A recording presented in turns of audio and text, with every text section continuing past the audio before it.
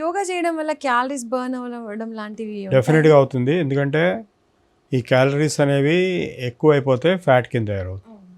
So అదే fat మీకు అబ్డామినల్లో బాగా పెరిగిపోతే పొట్ట పెరగడం ఇదంతా. అవును. సో ఈ అబ్డామినల్ బ్రీదింగ్ ఇందాక చెప్పాను కదా, భస్త్రిక. ఆ బ్రీదింగ్లో ఏమవుతుందంటే అబ్డామిన్ ముందుకు వెనక్కి అవటం వల్ల ఆ వేడి పడుతుంది. ఆ వేడికి ఆ ఫ్యాట్ తగ్గుతుంది.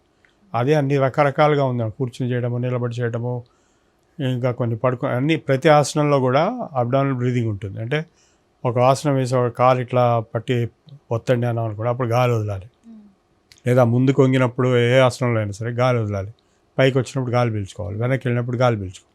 సో గాలి పీల్చినప్పుడు అబ్డామిన్ ముందుకు రావాలి, గాలి వదిలినప్పుడు అబ్డామిన్ లోపల పోవాలి. ఇది ఒక జనరల్ హ్యాబిట్ కింద అవ్వాలి. ఇది ఇట్లా ఆసనాల్లో కూడా ప్రాణాయామం కలిసే ఉంది.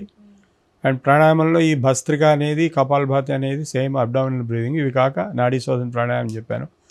ఇవి కాక ఇంకా ఒక 10 రకాల ప్రాణాయామాలు ఉన్నాయి.